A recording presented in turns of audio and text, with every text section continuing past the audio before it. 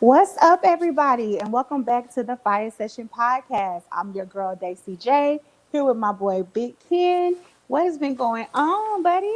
Man, another week. It's been. I ain't gonna lie to y'all. I ain't gonna stunt. I ain't gonna stun. I ain't gonna front.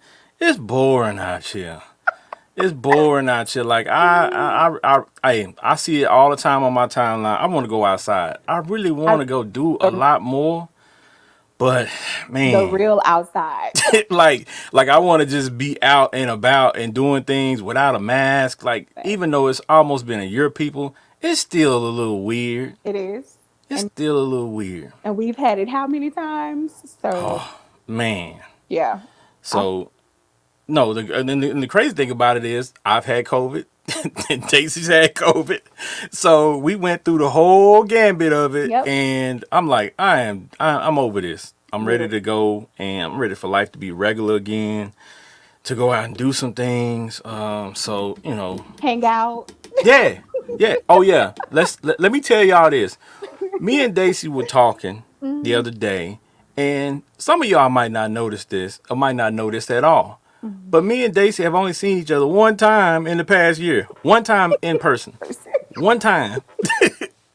And that's wild. Like Yeah, we didn't even think about that, right? Because we haven't been able to go anywhere. right. We've been trying to, adhere to, social distancing, going places, just, being low key, but I'm ready to get out the house. Who you telling? And last week kept us in even longer, so it was a little depressing on my end.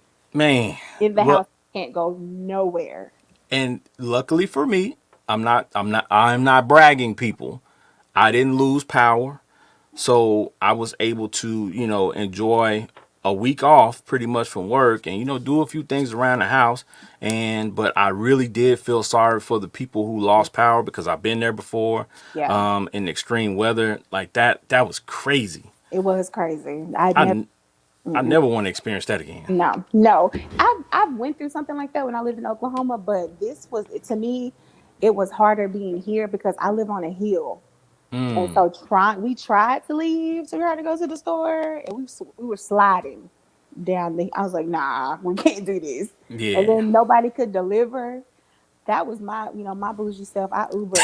I like Uber Eats and DoorDash. Like I'm one of those people. So not being able to have like my steak or whatever from Texas Roadhouse, that bothered me. So yeah.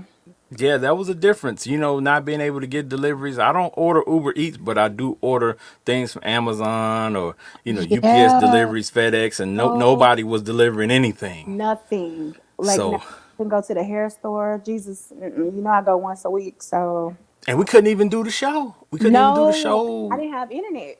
Yeah. I didn't have it. So, I mean, Yeah, it was kind of jacked up, but it was very. we made it, people. And there are still people out there who are struggling, what I'm saying, with things that they need Yeah, and trying to get their houses back in order. So yeah. prayers for those people out there who still getting, bouncing back from, the Texas winter storm or whatever they want to call it, Snowmageddon, Oh all my these other God. names. Whatever it is, we're seriously prayers up for you guys because we know how difficult that can be. And there's many resources out there that are helping people. So do your Googles, and if Yes. you need help, Do. there's plenty of help out there. So hopefully you can get that taken care of. Yes. Well, we're praying for you guys definitely, but tonight's episode is a little different. Mhm. We have a special guest here. We're talking about Black Enterprise tonight, and we'd like to bring on our special guest, Miss Tawni Haynes. Black Enterprise, we gonna Yes. bring her in, Miss Tawni Haynes. Hello, hello. Tawni Haynes, everybody. Hello, how are y'all? We're great. We're great. We're Uh, happy to have you here. yes. Um, we don't do a lot of interviews yet. We've done a few, Yeah. but we were talking about the topic Black Enterprise, and first name that popped into my mind of somebody who's really embodies that, who owns her own, her own brand and does her own things, was you. So I said, well, let me make a few phone calls and let me see if I can get her on the show, and here you are. So we appreciate you being here. Yes, definitely. Thank y'all for having me. Okay, so I guess we can start out by just getting to know who you are. Like, who are you? Tell people how to properly say your name because it's spelt a special way, and we want to make sure that they understand who you are before we even ask questions. You know what I'm saying? Tell them about you. Okay, sure. Well, my name is pronounced Tawny. It's kind of easy. It's in the dictionary as the color brown. It doesn't look easy, but it's actually easy to pronounce. A little bit about myself. First, I would say I'm a wife, I'm a mom, I'm a follower of Christ for sure. I'm a person that believes in giving. I understand a lot of times as business owners, we can easily be identified with what we do. But for me, it's a little bit more than that because I feel like what I do is the gift that God gave me, and I'm purposed to use that gift to not only provide for my family, but to also reach out into the community, to also make an impact, and also to just honestly enlarge God's kingdom through the work of my hands. So I think in a nutshell, that's kind of who I am. Well, that's easy because I mean, when I first met you, when I first heard about you, for context, people, her husband is one of my best friends from high school. So I've been hearing about Tawny for a long time before I even met her. I was hearing about her. So when I first saw her name, I was like, "Whoa! Let me make sure that I get a full grasp of how to say her name because I don't want to mess it up." So that's interesting to know the meaning of your name and to know a little bit about you. So the next question I have is, where are you from? Like, are you from Dallas or where? You from Oak Cliff? You know what I'm saying? Where are you from? Well, I'm from Dallas, not Oak Cliff. I was actually born and raised in Cedar Hill, Texas. It's funny, that's where I operate my business, but not born, but that's where I was raised in Cedar Hill. That's interesting. That I've only met a handful of people who were actually raised in Cedar Hill, like from our generation, that actually grew up that way, out that way. So that's interesting. Right. So you went to Cedar Hill High School? I did. I went to Cedar Hill High School from kindergarten through graduation, and I'm now actually in the Basketball Hall of Fame at the high school, Okay. which is pretty cool. I Oh think it's cool at wow! least. Okay. So I love Cedar Hill. Awesome. I bet that I didn't know that. So I didn't He even know got you. game. That Oh, I didn't even know you hooped. So that's something new. That's something new. Okay. So tell us Yeah. about your well, anything about your education background that we need to know, because I think people, when they figure out, for context, I guess we can go back and say, okay, what do you actually do for your business, as what did you do for your career, so we can kind of tell people, what I'm saying, kind of shape it and mold it for them. Got it. Okay. Well, my schooling is actually a little different than I believe people would assume. I did go to college, but it wasn't for me. I actually was so excited, and I was this nerd, and I also played basketball, so I had these dreams, and there were a lot of expectations of me. But when I got to school, I just didn't feel like I don't know. It just didn't feel like a fit.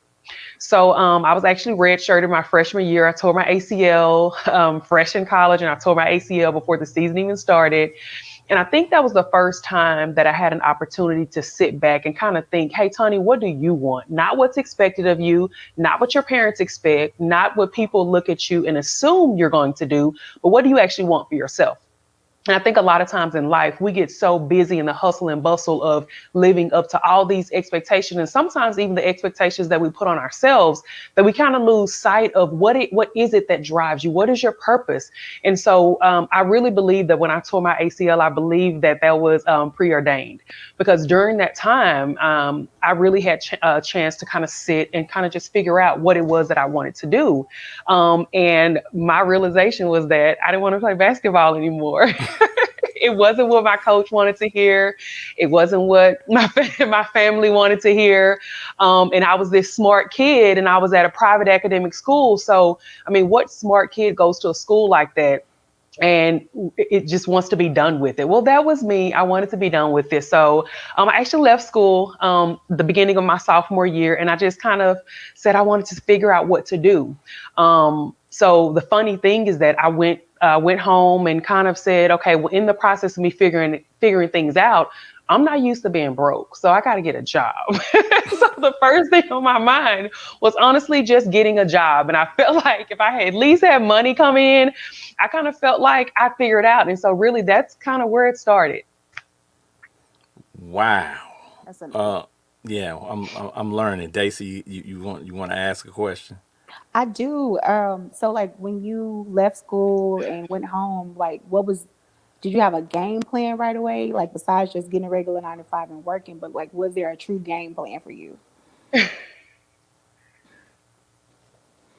Girl, absolutely not. When I first went home, first off, my black family looked at me upside my head like, I don't know what you think this is. It was it was different. So when I went home, I just knew, like, you know what? This is my life. I have to figure it out. I have to make my own mistakes. My family can't guide me. I have to figure out what it is that I need to do. And if honestly, at that time, the Lord humbled me, and I'm so thankful that I was. And sometimes when God puts us in situations, sometimes we feel a little proud and we're not willing to succumb to maybe our current situation. But I'm Mhm. so glad that I was at that position where I was willing to yield. And I remember praying a prayer, and I told God, Lord, whatever it is that you have me to do, I need you to guide me. I need you to show me. And I knew that was going to possibly mean some lumps and bumps along the way, but I felt like it was going to be worth it, because then it will be my journey. So believe it or not, before I left for school, I was a waitress at IHOP. So I said, you know what? Let me call my boss. Let me see if I can get my job back at IHOP, because the tips were good. And Mhm. so when I first went home, I mean, that's what I did. I went back to IHOP.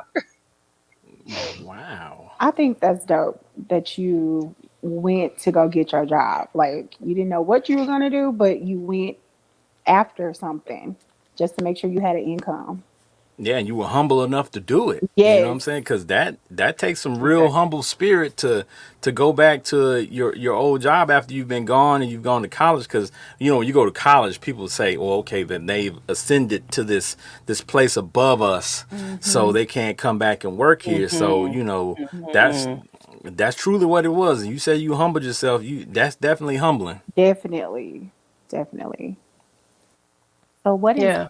We have to be willing to release ourselves from that, because sometimes that can hold you hostage. definite? Yeah, I agree. So what inspired your business that you're in now?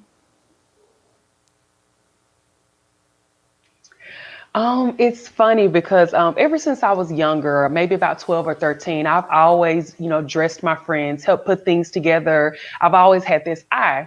And for the longest time, I just thought, hey, this is just something I'm good at. I never thought, oh, this is what God put inside of me for me to use to obtain wealth, for me to provide for myself. I just never imagined that. So, when I came back, of course, I'm back around my family, I'm back around my friends, and here I was, kind of getting back into the groove of things, and just the thing that I kind of always was drawn to was apparel. And so, I mean, that meant me dressing my sisters, putting things together for them, going to thrift stores, taking things apart, repurposing them. And so, it just kind of, the funniest thing is that I kind of just fell back into it. By this time, I actually was working at AT&T. I was in management. And so for a period of about 9 to 10 years, I think that was the period of time that the Holy Spirit kind of was kind of helping me define myself, and even though it felt like my gift was kind of dormant for a sense or whatever, or for a period of time, during that time I kind of was just figuring things out, developing, kind of really kind of working in corporate America, having success in corporate America. I had a really good job, made really good money, and for most people that'll be enough, right? For most people, oh, that's the American dream. We're happy. What else will we want? A car, a couple of cars, a house, a family. What else do you want? But for me, it wasn't enough. And after I had my oldest daughter, she's 14 now.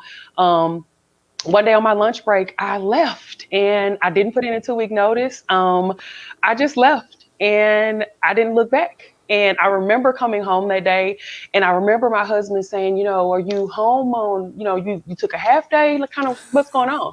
I was like, yeah, no, I quit. And I remember him thinking I was going through postpartum depression Oh, because we had just had a baby. But I was certain in that moment, I was like, you know what? No, the vision God gave me, I believe it. I trust it. He deposited these gifts inside of me. Now, on the outside, none of the circumstances lined up. I didn't go to school for fashion design. I didn't sew. I had no experience. I mhm, just had this, oh, but I love this and I'm good at this. And I decided to take that and run with it. I mean, why not trust the vision of God? true. That's definitely true. And that's interesting because I was gonna ask you about that. With you being a fashion designer, like with no real, like you didn't go to the Fashion Institute of, whatever, and you really didn't have traditional, what I'm saying, training in it, and to see the things that you do, which we have some pictures to show you all eventually throughout the show. Like that's even more amazing, the fact that you're not traditionally trained in this. Right. So you're self-taught. You're truly self-taught. And I'm truly self-taught. I won't say self-taught. I will not take the credit. The Holy Spirit has taught me so many things. And when I say that, I know people try to discount that, but we need the guidance of the Holy Spirit. The Holy Spirit will guide you and show you who to connect with, what to do, what to learn, what to study, what to research. Because honestly, other than that, I had nothing else. I had. It's funny because there was a Vietnamese lady. She had an alteration shop around the corner, and I would literally go and like spend the day and just ask her questions, pick her brain. She was really nice to me. I would go to thrift stores, I would take things to her and, just tell her kind of what I saw. And it really started there. I remember my mother-in-law, she's sewn her whole life. And I'm thinking, okay, well, I know she can at least kind of teach me the fundamentals, like the understanding patterns and how to do this and how to do that. But I knew that, yeah, somebody can teach you those initial things, but it needs to be more than that. You have to take some steps on your own. And so from that, I just went. And every opportunity I would have to research or learn, I remember when we didn't have money for me to buy all these fabrics, I would go and spend the day at Joann's Fabrics. And I would literally go row by row, looking to see the different types of fabrics and the what they were made of and the care instructions. And that's how I got my initial knowledge of textiles. I would spend the day at Joann's. I would have a good $20 to spare on some fabric. That's about it. But I just would spend the time in there just to familiarize myself. I mean, because if it's something that you're going to do, if it's your craft, you need to learn your craft inside and out. And it was important for me not to focus on the fact that after Arbik and I had talked, we only had about $50 to spare for me to go into this business, right? I mean, who can start a business with $50? Not many, not many people. Mhm. So I just had to be resourceful. Very resourceful with Very. only $50 to start with. I But like the upcycling. yeah, yeah. But like I said, that's a mean hustle spirit Yeah. to go and again humble yourself to go to somebody and ask, okay, can you show me this? Can you teach me this? And to go spend the day in the store looking at stuff, trying to learn it on your own, versus sitting and waiting for something to happen or sitting and waiting for somebody to show you something. You went out and you did it. So I mean, that in itself is inspiring just to hear that. So people, if you got stuff you want to do, don't sit on your behind. Get up and go figure it out. You're on your own. Yep. It's its own form of manifesting too. Yeah. You're literally like visualizing everything and going through each row and seeing how you're going to put stuff together. You literally manifested your business. That is dope. Yeah. But the Definitely. upcycle, I love it. I was going through your website, and that was the first thing I went to was the upcycling, because it's kind of a thing now that I've noticed. And I have friends that do it, like with jeans and jean jackets and stuff like that. But it's making things better, recreating something. Like, I love that about your website. Y'all gonna have to explain what upcycling means Thank because you. not It's fun. everybody That's knows what okay. that It's fun. is. Okay, guys. So upcycling is taking Well, something. I'll explain Go, it. yeah, yeah. Oh, okay. Well, upcycling really is repurposing things that can be remnants, things that could be discards, things that could be determined and don't have value. And I always take it and try to always put a spiritual spin on it. A lot of times we can even feel like we are discarded or we're not enough or we're used up. And so the Holy Spirit kind of always showed me like the bins of fabric that we had that was left over after we've worked on garments, or maybe pieces that weren't large enough to turn into a whole garment. Mhm. And through my spiritual eye, I was always able to see, these things still have value, these things still have worth. And even when, say, you go to the thrift store and you find things that someone else may have discarded, it's taking those things that are determined not to have the same value or enough value, and it's taking them, creating them, breathing on them, and just turning them into things that have exceptional value. So that's why upcycling is fun. And I have a funny story actually. When I first got into upcycling, True Religion had just became popular, had just became a popular brand. And I remember my husband, Arbrook, he bought a pair of True Religion jeans. And I remember him saying, you know what, I just don't like these jeans. A lot of people like them, but they're just not for me. I don't like them. And I remember he wanted to take them back. And I was like, wait. Instead of taking them back, let me tear them apart. He was like, have you lost your mind? Do you know how much these jeans cost? And I'm like, that's okay. That's all right. So he let me tear them apart. And when I tore them apart, he had no idea, what I was doing. A lot of times I think he thinks I'm a little crazy, probably so, but he doesn't tell me that. So I tore them apart, and I had this idea because at the time, True Religion didn't make skirts. And at the time, I really predominantly wore skirts. So I tore them apart. I wore this skirt. And I remember a few people, even close people to me, they were like, why do you like that? And it's not cute. And, I think it should have been done like this. And nobody's going to want that raveled this way. And so because I liked it, I was fine with it. So I decided to make this skirt for myself, and I wore it. And I wore it so many places. I remember there was this one day I was walking through the grocery store, and I noticed a lady, she kept coming on the aisle that I was on. And I couldn't figure out, I was like, okay, I know she's not shopping and getting the same things that I'm getting, but she kept turning on every aisle. And finally I turned around and I was just like, ma'am, can I help you? And it was a Caucasian lady, and I'm thinking to myself, I don't know her. And I just thought it was odd. And Mhm. so after I asked her, how can I help you? She said, I have to ask you about your skirt. I love it. I noticed it when you came into the store. I just have to have it. Where did you get it from?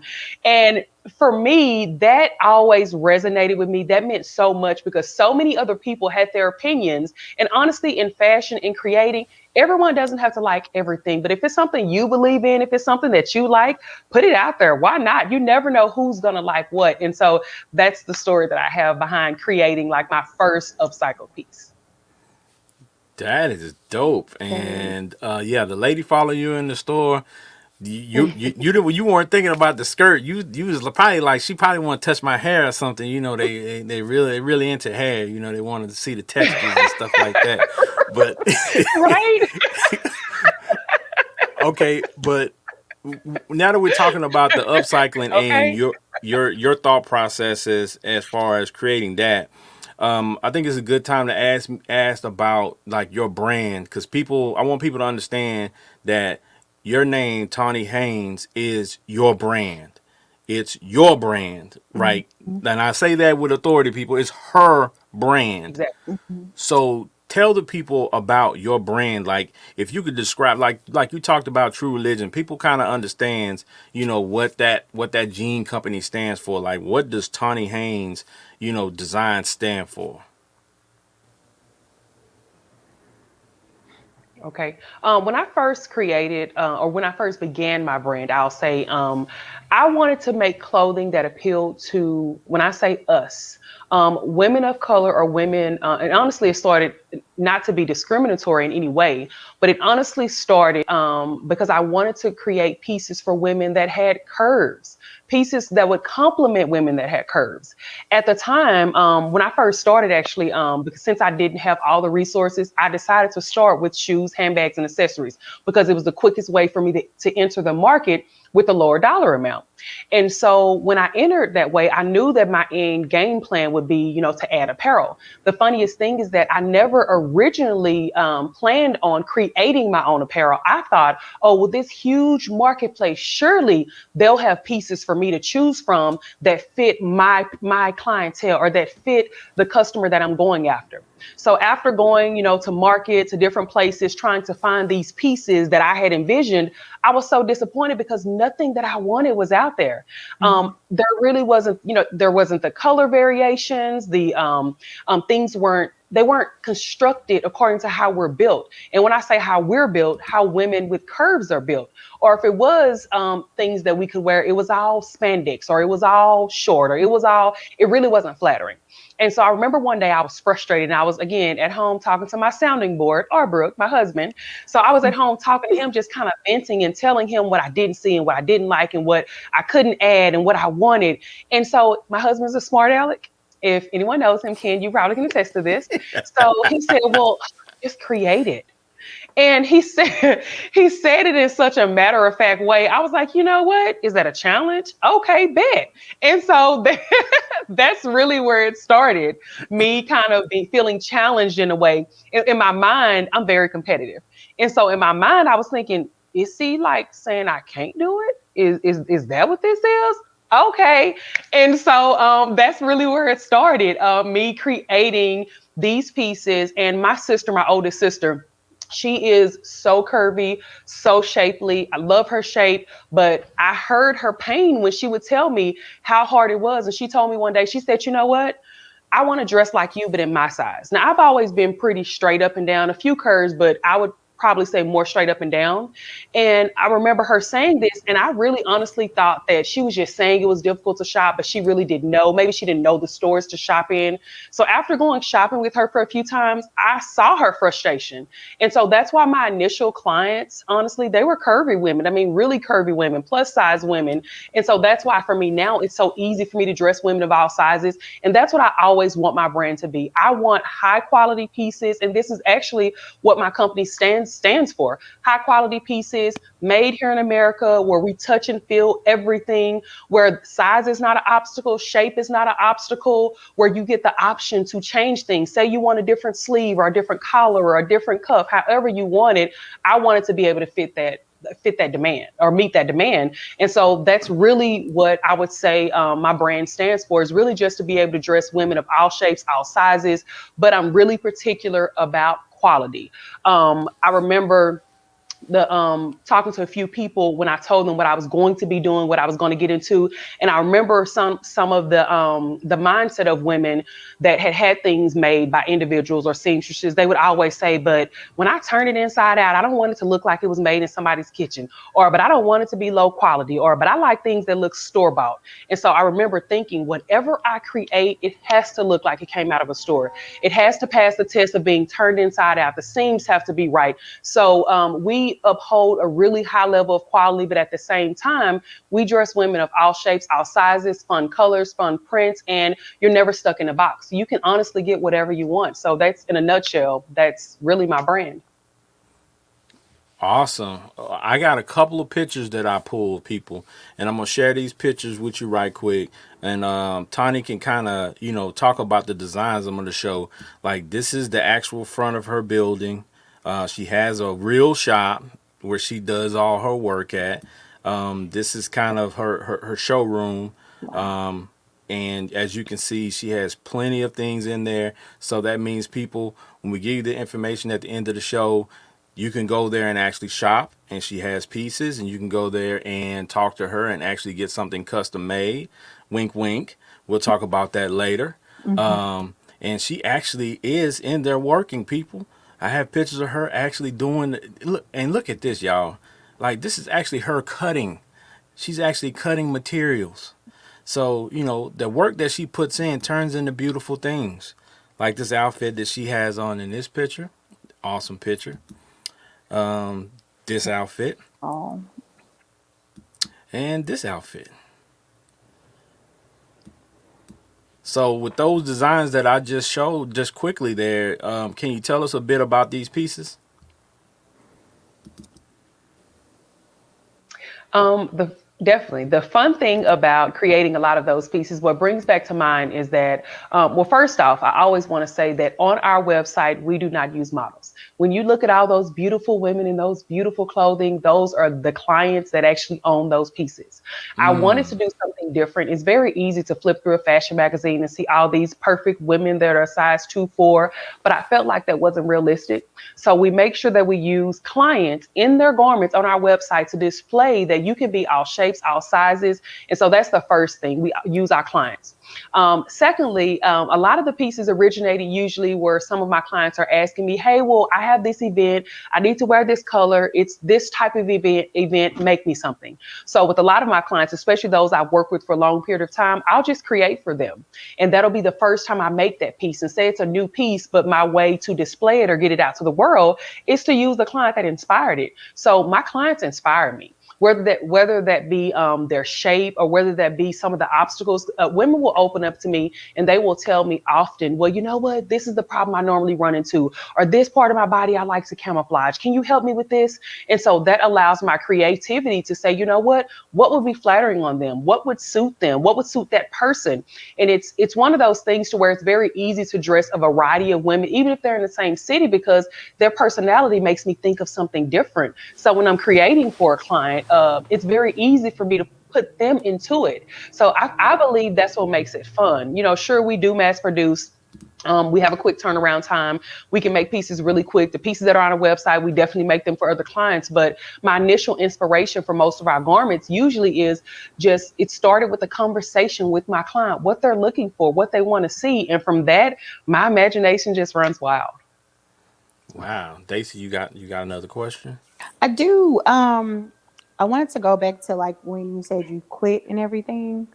Like what was going through your head when you decided to become an entrepreneur? Because like in 2020, when the pandemic hit, I noticed that a lot of my friends that are creative or whatever, that's when they started jumping on everything that they wanted to do because either they had lost their job or they were just, it's time to make this move. So what could you tell them if they were trying to like start everything or do everything? Like what inspired you to just say, okay, I'm done with this job. I'm driving home. This is over. I'm done with y'all. Okay. The funny thing is that I will say that internally, this had been in my mind for quite a while.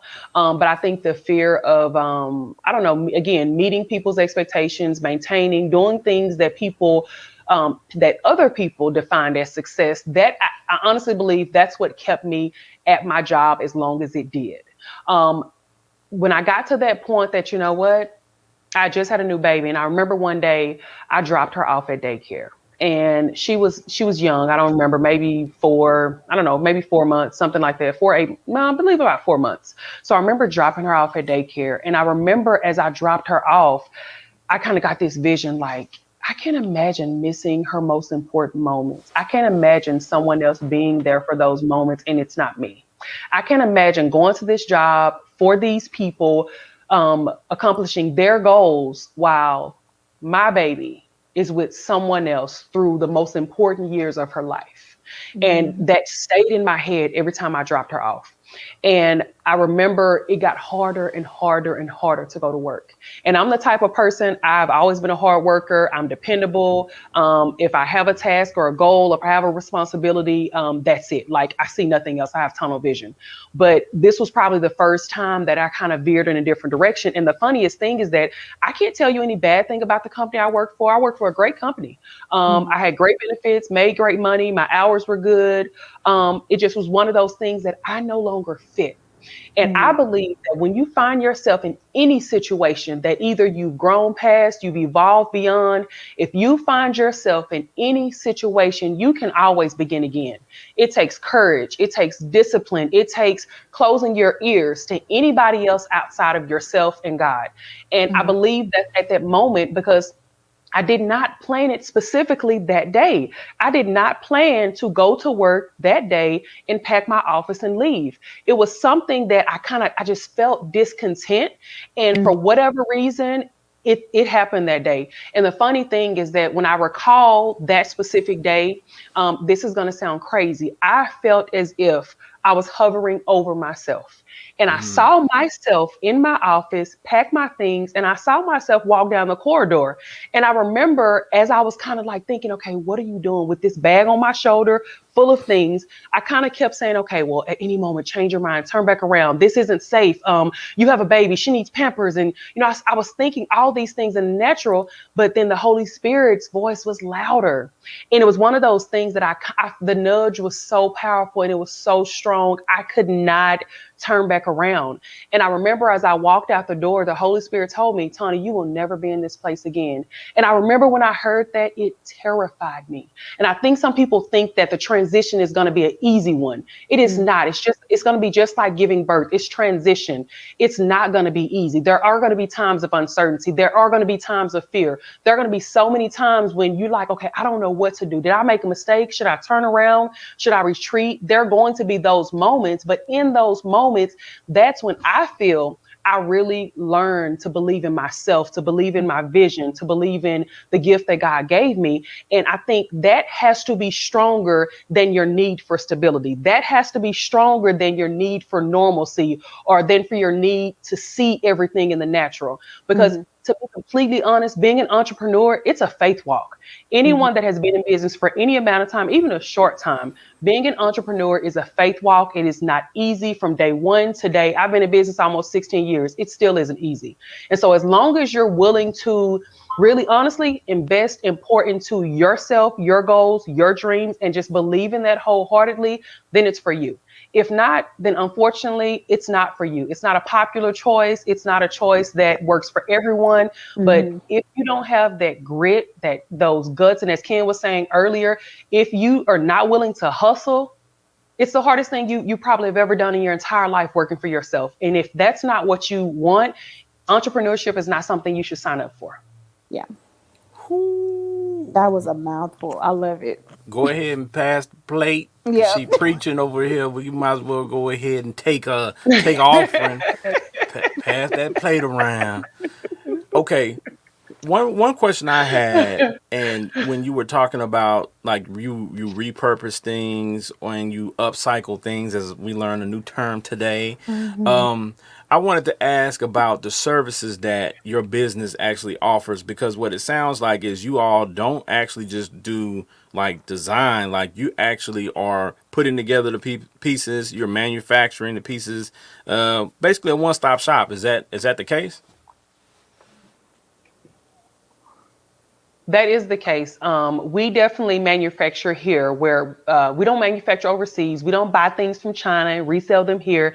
Every single thing that you see that we sell that's on our website, these are pieces where we start with the pattern, the fabric. My cutters cut it, my sewers sew it. We put labeling on it, steam it, press it, package it. It's good to go. So it's really a one-stop shop, and that's really the difference in my brand. I would say in a lot of other companies, we don't resell other people's pieces. We actually create the pieces that we sell. And that's exactly what I wanted. I know years ago, I was at the Magic Show and I was tempted to manufacture overseas. And I remember walking through there and feeling the opportunity and thinking big and, oh my gosh, expansion. But I remember always just kind of saying, but you know what?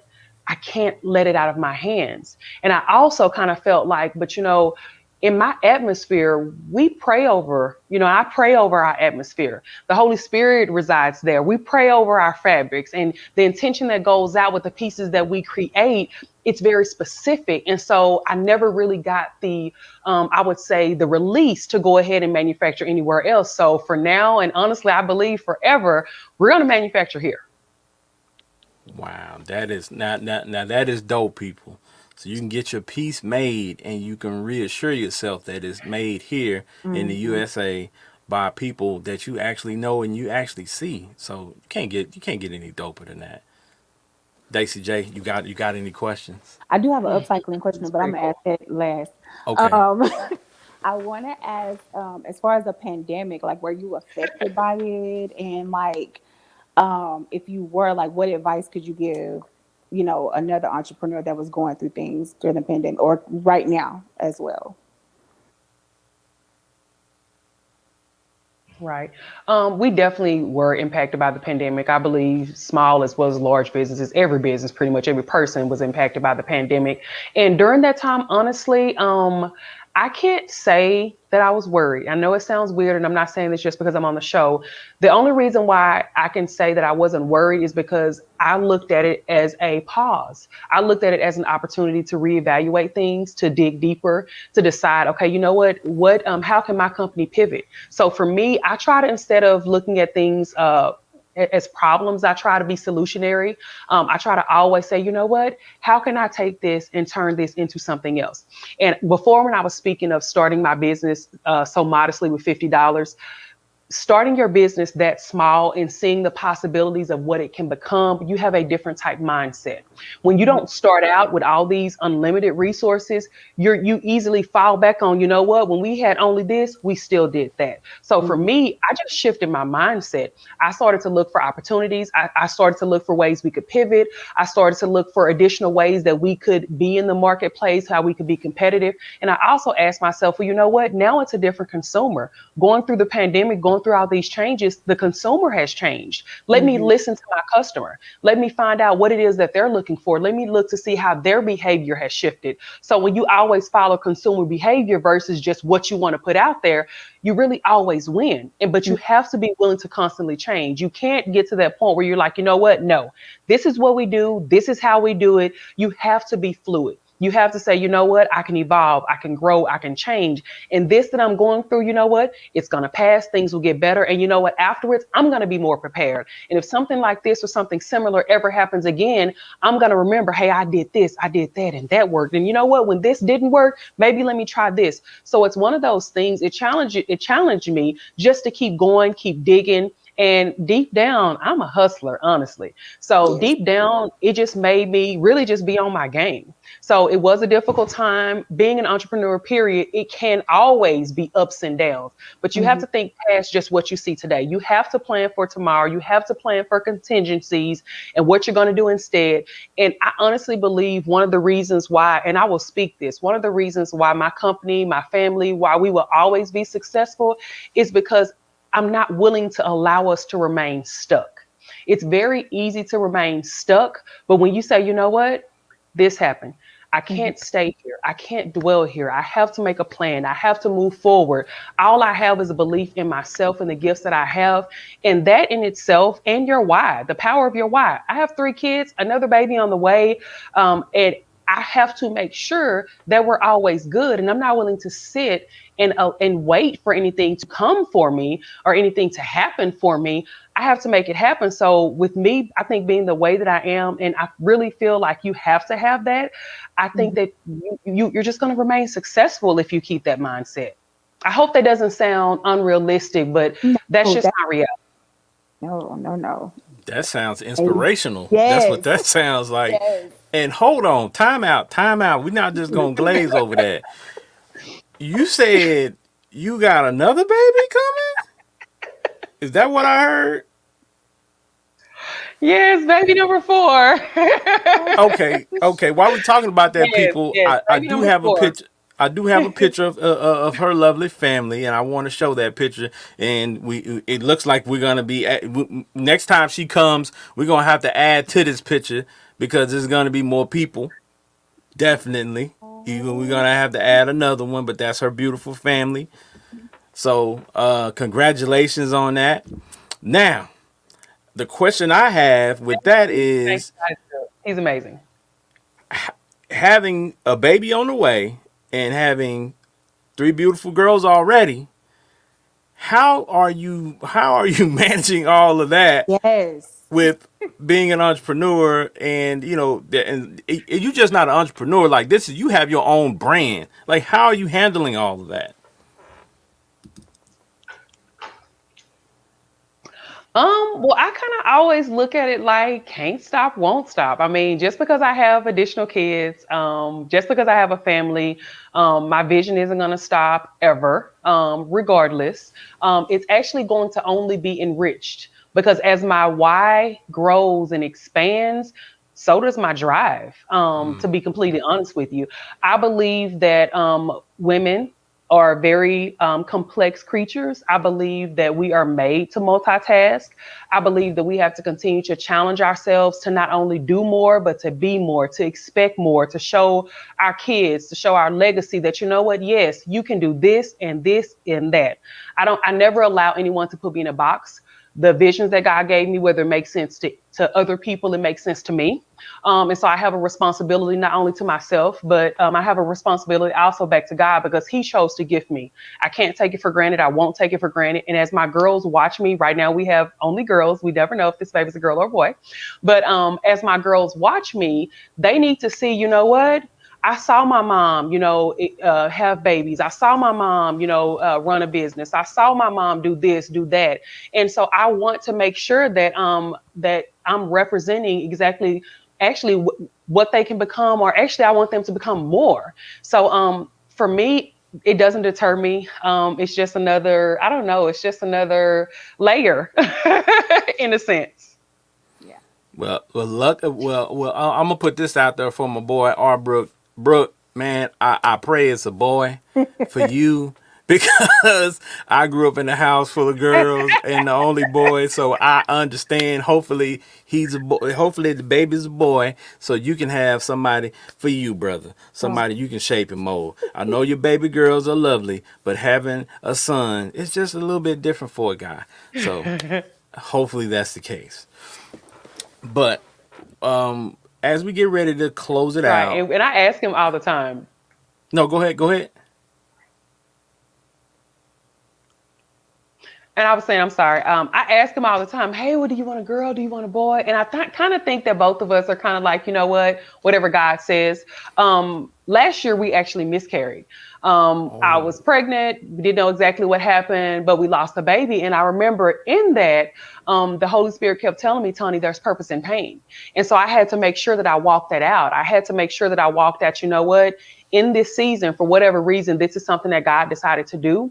But I'm going to make sure that we use this to push us further towards our purpose. And so we can look back on it now and we can say that, you know what, because that happened, we're better. And just speaking to the fact that, I have the responsibility of so many things, even with that, to me, that was another layer. That was another part that enriched our life in a sense, because it was a time we did have to pause. We did have to kind of reevaluate things. But again, it's just something that we use to continue to push ourselves forward. yep. she preaching, y'all. I'm telling you, if you ain't been inspired tonight, you just can't be inspired. Period. Daisy, you got any other questions? Yes, I had a question about the upcycling. Okay. So if somebody like if I have a blue jean jacket that I received as a gift, but I don't like the collar on it. So if I wanted to bring that garment to you, like would you accept, like is that something you would do, or do you only go out and buy pieces and repurpose them and sell them? No, definitely. If you have a piece that we can repurpose, and it reminds me of, there was a one of my clients. She had her wedding gown that she had got married in some odd years earlier, and her daughter wanted to repurpose her mom's wedding gown into her gown. So I was able to take her mom's dress apart and turn it into a wedding gown for her, for the daughter. And so, no, that's definitely something that we can do. I mean, so we definitely can take on that project. We also offer white labeling and private manufacturing for other brands. If you want to start a brand, you don't know where to get started, if you need mentorship, all of that, that's also something that we do as well. So, definitely we could do that for you. Awesome. That is amazing.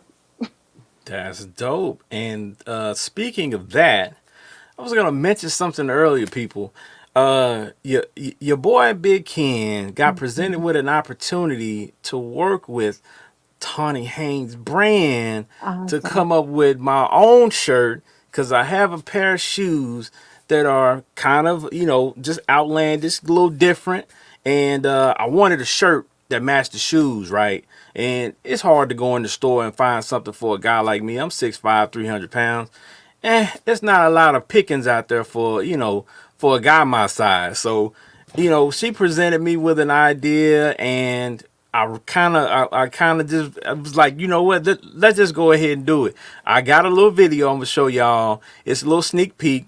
When everything is done, we will come back and we will show you all the finished product, the shirt, and how the shirt matched the fit. Maybe we can get, Tawny and Arbrook to go ahead and do a whole photo shoot with your boy, so I have some pictures to show y'all. You know what I'm saying? So I get fresh. But let me let y'all check out this Of video. Let me let course. y'all check out the video. Hold on just a second. Bang bang.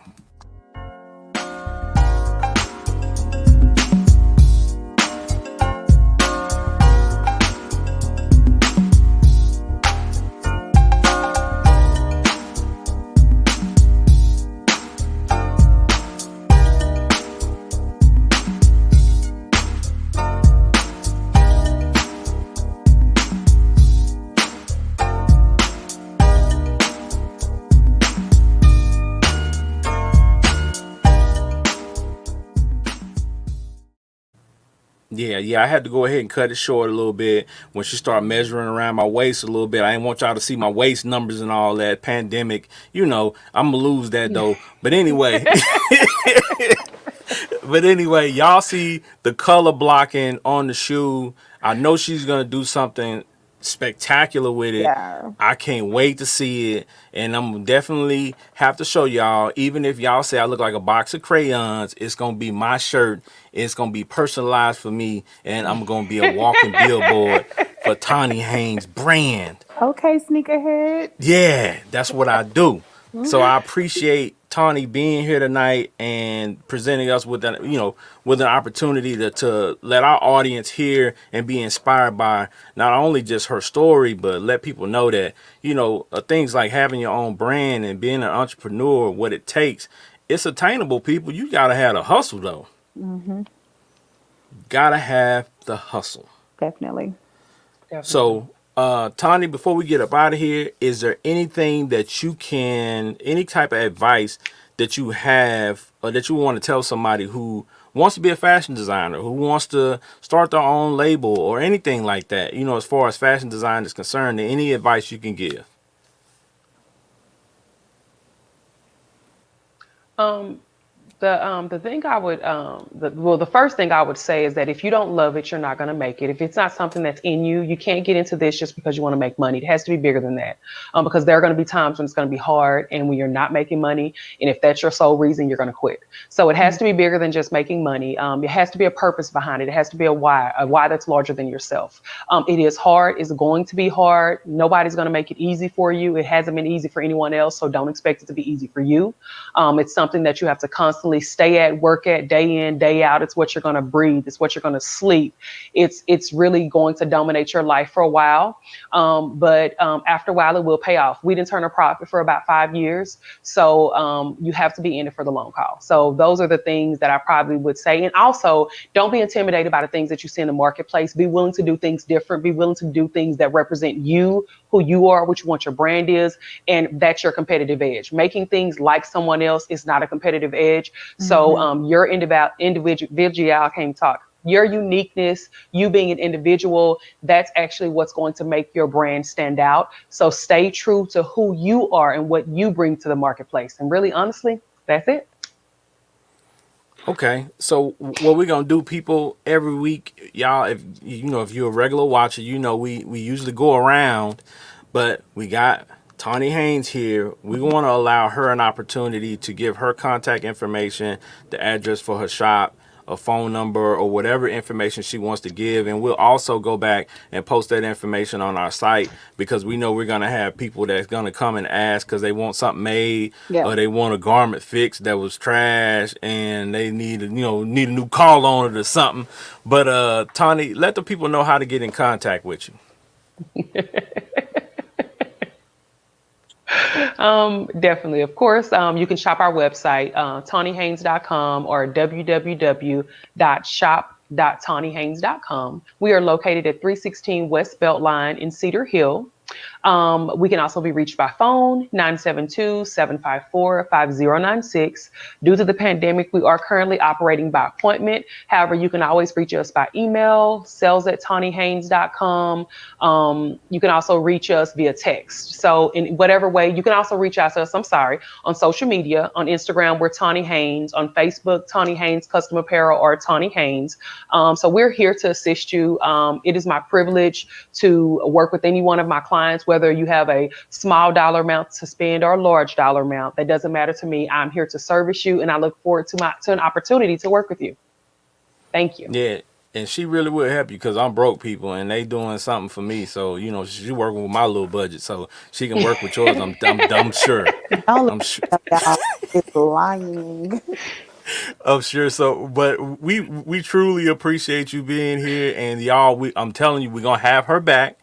Yes, So we're gonna post the information on our website, and y'all can hit us up on the inbox or whatever it takes because we know y'all want to get something from Tawni Haynes. You know what definitely. I'm saying, to represent out in the streets, especially when the world open back up. You gonna want something. You gonna want something special. No, I'm gonna sit in this house cute. Okay, well then Hmm. yeah, you can do that too. But Tawni, again, we appreciate it, and Okay. we'll be in touch. Definitely. Thank you. All right, Daisy. So that was an awesome interview. I mean, if you, like I said, if you weren't inspired by that, you can't be inspired. She said a lot. I'm probably gonna go back and look at the interview again and Yeah. again. One thing I didn't ask her, and I should have asked her, was when is this book coming? Because the stuff that Oh she yeah. said tonight, that deserves a book. Her life story, the stuff that she said, the inspirational journey, that deserves a book. So if she doesn't have a book coming, I'm probably gonna be in her ear like, you know, go ahead and read that book. Let me write the foreword though for that thing. You know what I'm Classes. saying? She needs to Maybe get maybe we can classes make for that that. happen. Yes. Yes. I'm here for that. So, Daisy, let the people know what you got going today before we get up out of here, as usual. Cause y'all know she over there looking luxurious in all her hair, and then she got eyelashes and all that popping. So, tell the people what you got going over there. Okay, y'all. I'm currently working with some people. Can't say too much about some lashes, so bear with me. A couple more months. We got to cross some T's, dot some I's. But today's lashes are Slay Bella. You can go to www.slaybella.com. You can use my promo code, which is Ladacia Hatches 20. Right now, I think they're doing like a 15% off sale. They have bundle deals still going. Also, go check out my girl Ronnie, Ronnie's Romance. I plug her every week because I'm on the website, y'all. So I gotta make sure y'all see me in these streets. So go to www.ronnie/romance.com. I cannot say it again. Also, the Daisy J Show. We are back on Dating with Daisy. Relationship talk, we're gonna put that on hold. And if you listen to last week's episode, you will know why. I don't have to announce it on the show. I mean, I think it's been pretty obvious what's been going on. One of my friends says, "You post so many subliminals, everybody knows what's going on."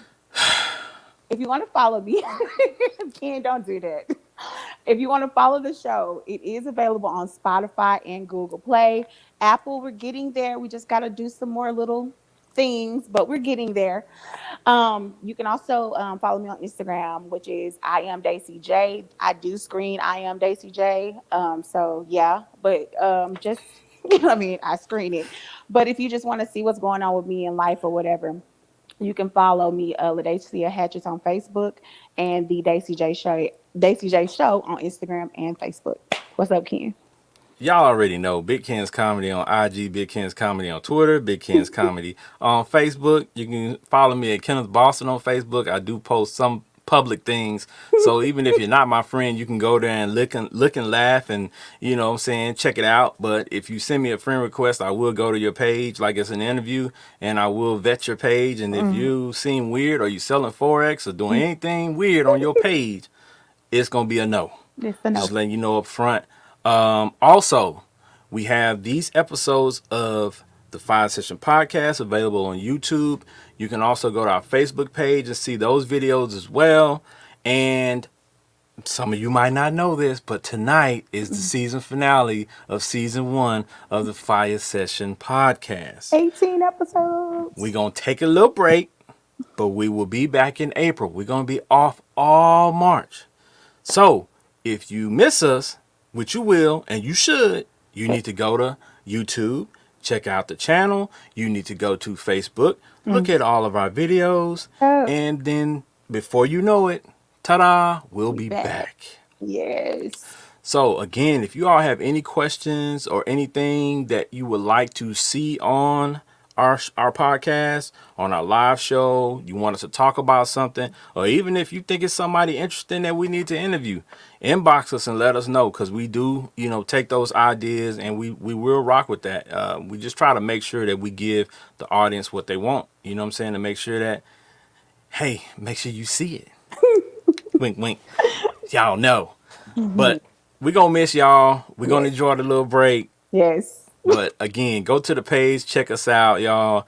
Again, we appreciate Tawni for coming and sharing with us. Yes. I can't wait to get my shirt. I ain't lying. Me too. I'm like, man, you know what? And I'm gonna hold that shirt. I ain't gonna be like Daisy. I ain't gonna sit around the house with it. I'm waiting till the world open back up. And as soon as the world open back up, I'm gonna come out with my shoes. I'm gonna be like, I'm gonna kill them with these and this shirt on. Yes. I mean, Well, y'all watch. The pictures is gonna be coming too. you're gonna be So this small by the time the world opens back up, and then you're gonna have to get a new shirt. nah, I ain't trying to lose that much weight, people. I'm working out, you know what I'm saying? I'm removing bread from my diet, you know what I'm saying? I'm drinking more water. I'm trying to do it What? right, but I ain't gonna lose that much because I got a big body. I I got a encourage, big body.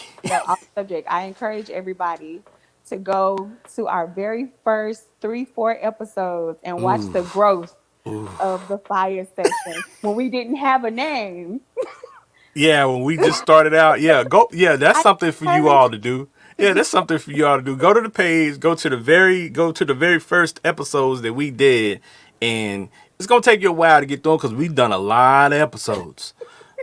But you're gonna see the growth, and you're gonna see how things got better, yes, as far as what you see the and quality. the quality of the show and the quality of us delivering words to you. Yes, So good hey, message. you can watch the growth. But y'all be safe. Have a great night. Have a great weekend. Yes. Go to the page and look at the videos and go follow us on YouTube. Like and subscribe. Y'all know the play. We go get up out of here, y'all. We appreciate it. We love y'all as usual. Yeah. Y'all already know. When it comes to the Fire Session Podcast, it's not lit. It's fire. Yeah. Peace.